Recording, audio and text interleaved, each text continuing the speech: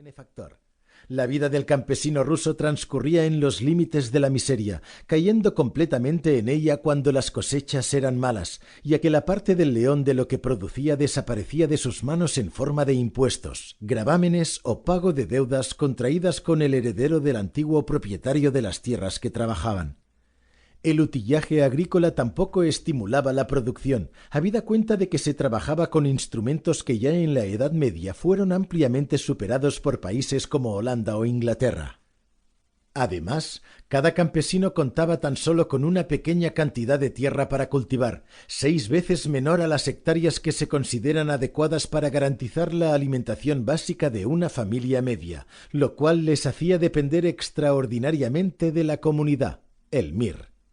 La institución del MIR ya existía antes de la abolición de la servidumbre, aunque fue a partir de entonces cuando cobró auténtico protagonismo en el campo, siendo el beneficiario directo de las tierras que pasaron de propiedad nobiliar a campesina. La reforma de 1861 no dio la propiedad de las tierras a los campesinos individualmente, sino que se las quedó la comunidad para redistribuirla entre las diferentes familias, pagando éstas una parte de los estrechos beneficios al MIR, dinero comunal con el que se satisfacían los impuestos y los rescates a los nobles.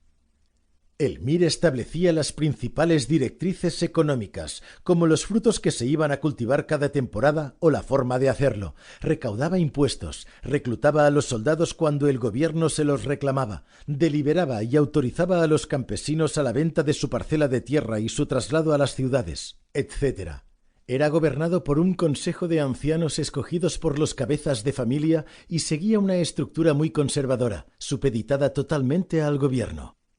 El MIR, pues, seguía siendo una semisujeción a la tierra que garantizaba la no afloración de un campesinado propietario y próspero y que agudizaba la separación del mismo entre inmensas capas humanas miserables y un pequeño grupo de campesinos ricos, los kulaks, que acapararon el odio de la población rural. La crisis de subsistencias afectó varias veces al pueblo ruso, especialmente a principios de siglo, cuando la afluencia de productos extranjeros, mucho más competitivos y de mejor precio, causaron un efecto demoledor a la hora de sacar al mercado las cosechas del campo. Como corresponde a una economía de antiguo régimen, la mortalidad infantil y la subalimentación eran el pan de cada día, manteniéndose estos en unos márgenes tan elevados que habrían producido el escándalo incluso en los países más pobres de la Europa de la época. En cuanto a la alfabetización, los campesinos adultos eran analfabetos casi en su totalidad, aunque a principios del siglo XX se logró escolarizar a cerca de un 30% de los niños y el 14% de las niñas, un éxito sin precedentes en la historia educativa de Rusia. Ninguno de ellos superaba nunca los estudios de primaria, siendo solamente los hijos de ciudadanos acomodados la exigua minoría que lograba acceder a estudios superiores.